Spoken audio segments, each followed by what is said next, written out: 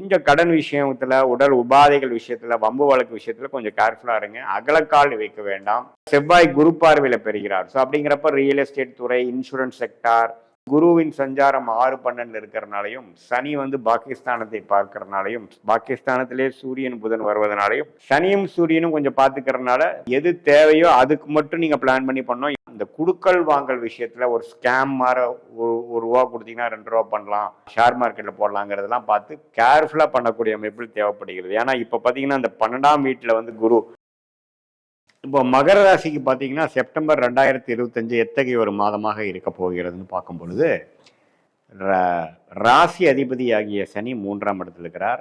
மகர ராசிக்காரர்களுக்கு 7 நாள் சனி முடிஞ்சு ஒரு 4-5 மாதம் ஆயிடுச்சுன்னு உங்களுக்கு தெரியும். அதே சமயத்தில் குரு பார்த்தீங்கன்னா 6ஆம் இடத்துலேருந்து தன் வீடாகிய 12ஆம் வீட்டை பார்க்கிறார். 12ஆம் வீடு கூட கனெக்ட் ஆகிறார். ஸோ 6-12 வந்து பயங்கர ஸ்ட்ராங் ஆகுது. அதே சமயத்தில் ராகு பார்த்தீங்கன்னா 2ஆம் இடத்திலும், கேது 8ஆம் இடத்திலும் இருக்கிறார். ஸோ ராகு குருவின் பார்வை பெறுகிறார்.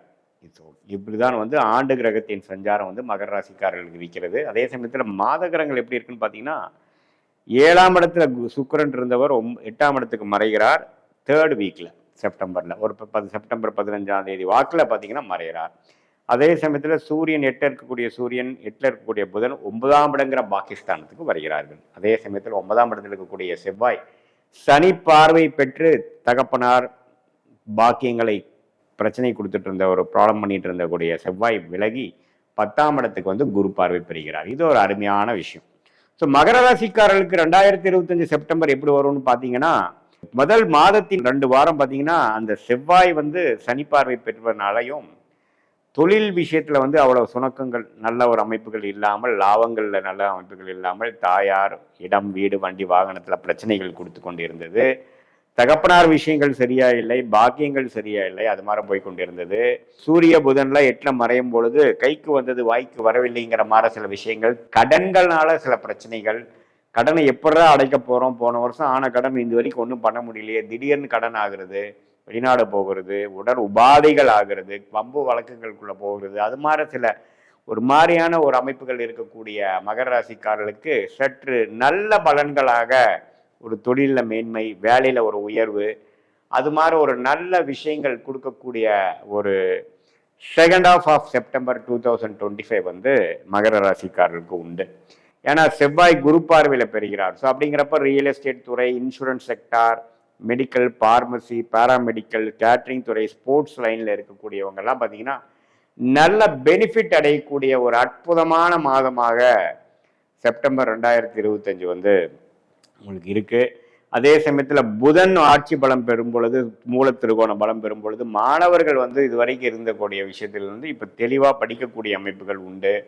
என்ன படிக்கணும், ஏது படிக்கணும், எதை குறிக்கால வச்சு படிக்கிறாங்களோ அதுல ஒரு தீர்க்கமான ஒரு அமைப்பு, அப்ரோச் அதெல்லாம் கொடுக்கக்கூடிய அமைப்பு, IT, software, accountancy, chartered accountant, அது மாதிரி துறையில போயிட்டு இருக்கிறவங்களுக்குலாம் நல்ல ஒரு தேர்ச்சி, நல்ல ஒரு இடமாற்றம், நல்ல ஒரு வேலை வாய்ப்பு, பாஸ் ஆகக்கூடிய அமைப்புகள், அது எல்லாமே கிடைக்கக்கூடிய அமைப்புகள் வந்து புதன் ஸ்ட்ராங் ஆகக்கூடிய அமைப்புகிறதுனால மகர ராசிக்காரர்களுக்கு அந்த அமைப்புகள் கொடுக்கிறது. அதே சமயத்தில் வெளிநாடு எதிர்பார்த்துட்டு இருக்கிறவங்களுக்கு சட்டுன்னு வெளிநாட்டில் விசா கிடைச்சி போகிறது, வெளிநாட்டிலே இருக்கிறவங்க வெளிநாட்டிலே செட்டில் ஆகிறது, திடீர்னு வந்து இம்போர்ட் எக்ஸ்போர்ட் ட்ரை பண்ணிட்டு இருக்கிறவங்க பார்த்தீங்கன்னா கொஞ்சம் ஒரு வாய்ப்புகள் கிடைக்கிறதுக்காக நீங்கள் போயிட்டு வர ட்ரிப்பு வந்து கொஞ்சம் பாசிட்டிவாக அமையிறது. இது மாதிரி பல விஷயங்கள் வந்து ஓரளவுக்கு அடுத்தடுத்து நடக்கக்கூடிய விஷயங்கள் வந்து பாசிட்டிவா வரக்கூடிய அமைப்புகள் கட்டாயம் உண்டு. என்ன இதுல ஒரே ஒரு விஷயம் என்னன்னா, மகர ராசிக்காரங்கள் அதிகமான ஒரு பணப்புழக்கங்கள் இருக்குதுன்ட்டு நம்ம வந்து ஒரு கடன் படுறதோ, ஒரு டாப் அப் லோனா போகிறதோ அப்படிலாம் போனீங்கன்னா அதை அடைக்கிறது வந்து ஒரு பெரிய விஷயமா போயிடும். ஸோ ஒரு அபிவிருத்தி பண்றீங்கிறப்போ தேவையான அபிவிருத்திக்கு மட்டும் நீங்கள் பணம் வாங்கணும், கொடுக்குறதே அப்படிங்கிற மாதிரி விஷயத்துக்காக போயிடக்கூடாது. ஏன்னா இப்போ மகர ராசிக்காரங்களுக்கு ஈஸியா கடன் கிடைக்கும், ஈஸியா அடுத்தவங்க மணி கிடைக்கும். அப்படி இருக்கிறதுனால கொஞ்சம் இருக்கிற பிரச்சனையை சால்வ் பண்ண வேற வழி போகாம கடனை அடைப்பதற்கு கடன் வாங்கக்கூடிய அமைப்புகளாக போகக்கூடிய அமைப்புகள் உண்டு. என்னதான் வேலை தொழில்லாம் ஓரளவுக்கு நான் சொன்ன மாதிரி ஒரு டெவலப்மெண்ட் இருந்தாலும் பிற்காலத்துல வந்து அது உங்களுக்கு ஒரு பிரச்சனையா போயிடக்கூடாது. அதனால கொஞ்சம் கடன் விஷயத்துல, உடல் உபாதைகள் விஷயத்துல, வம்பு வழக்கு விஷயத்துல கொஞ்சம் கேர்ஃபுல்லா இருங்க. அகலக்கால் வைக்க வேண்டாம். எது பண்றோம், எது தேவையோ அதை மட்டும் எடுத்து செல்லக்கூடிய அமைப்புகள் கண்டிப்பாக மகர ராசிக்காரர்களுக்கு தேவைப்படுகிறது.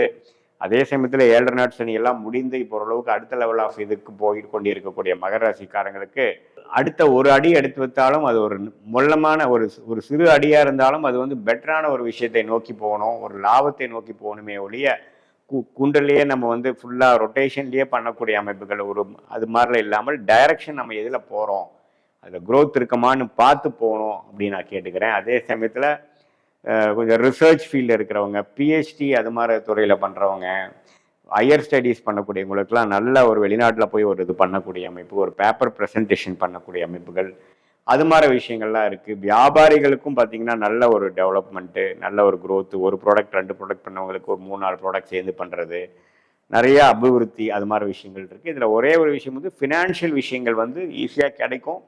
அது வந்து தேவையானதுக்கு மட்டும் கரெக்டாக யூஸ் பண்ணி நம்ம போகக்கூடிய அமைப்புகள் கட்டாயம் மகர ராசிக்காரர்களுக்கு அது நல்ல ஒரு மேன்மையை தரும் என்பதை நான் கேட்டுக்கொள்கிறேன். அதே சமயத்தில் பாக்கியம் அப்பா விஷயங்கள், இப்போ அப்பாவுக்கும் பையனுக்கும் சில பிரச்சனைகள் போயிட்டு இருக்கிறதெல்லாம் கொஞ்சம் சால்வ் ஆகி சில சரி விஷயங்கள் வரும். பூர்வீகத்தில் சில பிரச்சனைகள் இருக்கிறது, பூர்வீகம் கொஞ்சம் பெனிஃபிட் வரக்கூடிய அமைப்புகள், இது எல்லாமே ஓரளவுக்கு பாசிட்டிவாக வரக்கூடிய அமைப்புகள் இருக்குது. பட் இதில் என்னென்னா சனியும் சூரியனும் கொஞ்சம் பார்த்துக்கிறதுனால கொஞ்சம் மிக்சடாக இருக்கும்.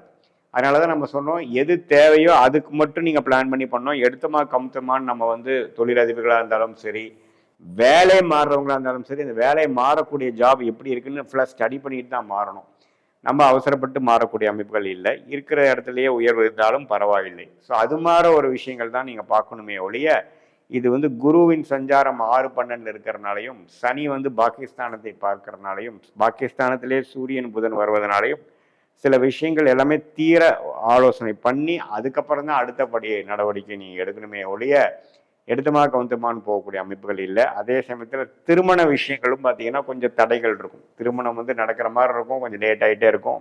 அந்த மாதிரி அமைப்புகள் ஏன்னா குரு பலன் வந்து இப்போ கொஞ்சம் மிஸ் ஆகுது. கொஞ்சம் போக அடுத்த வருஷத்துல தான் கொஞ்சம் நல்ல அமைப்புகள் வருது. ஸோ இப்போ பண்ணக்கூடிய அந்த திருமண தம்பதிகள் சில கருத்து வேறுபாடுகள்னால கொஞ்சம் இருக்கிறவங்களுக்கெல்லாம் கொஞ்சம் கால அவகாசம் கொடுத்தாதான் அது சரியாகுமே ஒழிய, இந்த டைமில் நம்ம என்ன பண்ணாலும் சில பிரச்சனைகளும் புரிதல் இல்லாத ஒரு சூழ்நிலையை தான் கொடுக்கும் அப்படிங்கிறது நம்ம தெரிஞ்சுக்கிறோம். அதே சமயத்தில் மாதத்தின் இறுதி பகுதி, அதாவது 3rd and 4th வீக் பார்த்தீங்கன்னா சில பாசிட்டிவான சேஞ்சஸ், சில பிரச்சனைகளில் 1-2-3 பிரச்சனைகள் விலகிற மாதிரியும், சில பிரச்சனைகள் சால்வ் ஆகிற மாதிரியும் சில நல்ல அமைப்புகள் கண்டிப்பாக வரதான் செய்கிறது. மெயினாக இந்த டெக்னிக்கல் துறையில் இருக்கிறவங்களுக்கு மேன்மை, இந்த மாதிரி மெடிக்கல் இன்சூரன்ஸ் அது மாதிரி துறையில் இருக்கிறவங்களுக்கும் நல்ல மேன்மையை கொடுக்கக்கூடிய இந்த அமைப்பு இருக்குங்க. அப்புறம் பார்த்தீங்கன்னா 3ஆம் இடத்துல சனி இருக்கிறதுனால உறவுகளில் பார்த்தீங்கன்னா இளைய சகோதரர்கள், இளையவர்கள்கிட்டலாம் கொஞ்சம் கேர்ஃபுல்லாக இருக்கணும். உதவிகள் செய்து கொண்டு அப்புறம் சரியாக திருப்பி அது வரலைன்னா அதுக்காக விரக்தி அடையக்கூடாது. எல்லாமே வந்து கொஞ்சம் நிதானமாக போகக்கூடிய அமைப்புகள் கண்டிப்பாக தேவைப்படுகிறது. மெயினாக பார்த்தீங்கன்னா இந்த குடுக்கல் வாங்கல் விஷயத்தில் ஒரு ஸ்கேம் மாதிரி ஒரு ரூபா கொடுத்தீங்கன்னா 2 ரூபா பண்ணலாம், ஒரு இதில் போடலாம், ஷேர் மார்க்கெட்டில் போடலாங்கிறதெல்லாம் பார்த்து கேர்ஃபுல்லாக பண்ணக்கூடிய அமைப்பில் தேவைப்படுகிறது. ஏன்னா இப்போ பார்த்தீங்கன்னா இந்த 12ஆம் வீட்டில் வந்து குரு சம்மந்தப்படும் பொழுது இப்படி கொடுத்து அப்படியே டபுள் பண்ணிடலாம், ட்ரிபிள் பண்ணிடலாங்கிற மாதிரி பல விஷயங்கள் வந்து உங்கள் கண்ணுக்கு வரும். ஸோ அப்படிலாம் நீங்கள் பண்ணாமல் கொஞ்சம் கேர்ஃபுல்லாக இருந்து தான் இப்போ பண்ணக்கூடிய ஒரு காலகட்டமாக மகர ராசிக்காரர்களுக்கு 2025 வருகிறது. அதாவது செப்டம்பர் மாதம் வருகிறது. சீனியர் சிட்டிசனுக்கும் பார்த்தீங்கன்னா உடம்பு உபாதைகள், டயபெட்டிஸு, பிபி, சுகர் இருக்கிறவங்களுக்கெல்லாம் கொஞ்சம் கேர்ஃபுல்லாக இருக்க வேண்டிய ஒரு மாதமாக செப்டம்பர் 2025 மகர ராசிக்காரர்களுக்கு உண்டு. இதுவரை பார்த்தது வந்து ஒரு பொதுவான பலன்களை தவிர உங்களுடைய ஜென்ம ஜாதகத்தில் எந்த தசாபுக்திகள் போய் கொண்டிருக்கிறது, எந்த லக்னத்தில் பிறந்தீங்க, அந்த லக்னாதிபதி எப்படி இருக்குது, திக்பலம் எப்படி இருக்குது, ஸ்தானபலம் எப்படி இருக்குது, திருக்பலம் எப்படி இருக்குது, அந்த லக்னத்துக்கு ஏற்றவாறு ஒரு சாதகமான தசாபுக்திகள் போய் கொண்டிருக்கிறதா அல்லது வரக்கூடாத தசாபுக்திகள் போய் கொண்டிருக்கிறதா, புக்திநாதன் எப்படி இருக்கிறார், புக்திநாதனுக்கும் தசநாதனுக்குள்ள தொடர்பு என்ன, 6-8 காம்பினேஷன் இருக்கா அல்லது கேந்திரத்தில் இருக்கா, தசநாதனும் புக்திநாதனும் கேந்திரத்தில் இருக்கா, அது தசநாதனுக்கு 12ஆம் இடத்துல புக்திநாதன் இருக்காரா, இதெல்லாம் வைத்துதான் துல்லியமான பலன்கள் வந்து நாம் இப்போ பேசின அந்த கோச்சார் அமைப்பு, குரு பயிற்சி, சனி பயிற்சி, ராகு பயிற்சி, அப்புறம் மாத கிரகத்தின் பயிற்சி, செப்டம்பர் மாத பலன் பார்த்தோம் இல்லைங்களா, அந்த பயிற்சி பலனையும் இப்போ நம்ம பார்க்கக்கூடிய அந்த துல்லியமான தசாபுக்திகளும் உங்களுடைய பிறந்த தேதி, பிறந்த நேரம், பிறந்த ஊரை நம்ம சேர்த்து வைத்து பார்க்கும் பொழுது இன்னுமே நெக்ஸ்ட் வரக்கூடிய காலகட்டம், அடுத்து வரக்கூடிய ஷார்ட் டேர்ம் 3 மாதம் 6 மாதம் எப்படி இருக்க போகிறது, அடுத்து வரக்கூடிய 2 வருடம் 4 வருடம் 6 வருடம் எப்படி இருக்க போகிறது, அடுத்து வரக்கூடிய தசாபுக்திகள் எப்படி இருக்கு, இப்போ கேட்கக்கூடிய கேள்விக்கு என்ன பதில் கொடுக்குது, சாதகமான ரிசல்ட்ஸ் எதிர்பார்க்கலாமா அல்லது கொஞ்சம் டிலே இன் அவுட்கம் எதிர்பார்க்கலாமா அல்லது உடனே நல்ல விஷயங்கள் நடக்கக்கூடியதாக இருக்குதுங்கிறது எதிர்பார்க்கலாமாங்கிறது உங்களுடைய ஜென்ம ஜாதகத்தை துல்லியமாக ஆராய்ந்து இப்போ நம்ம பேசின பெயர்ச்சி பலனையும் கோச்சார பலனையும் சேர்த்து வைத்து பார்க்கும் பொழுது துல்லியமான பலன்களை எடுத்து அது மூலமாக நீங்கள் வாழ்க்கை முடிவுகளை எடுத்து இந்த சயின்டிஃபிக் வேதிக் அஸ்ட்ராலஜி முறை மூலமாக நல்ல ஒரு பலனை நீங்கள் அனுபவித்து வெற்றி பெற முடியும் என்று இந்த வீடியோவில் கேட்டுக்கொள்கிறேன். மீண்டும் மற்றொரு காணொலியில் சந்திப்போம். நன்றி, வணக்கம்.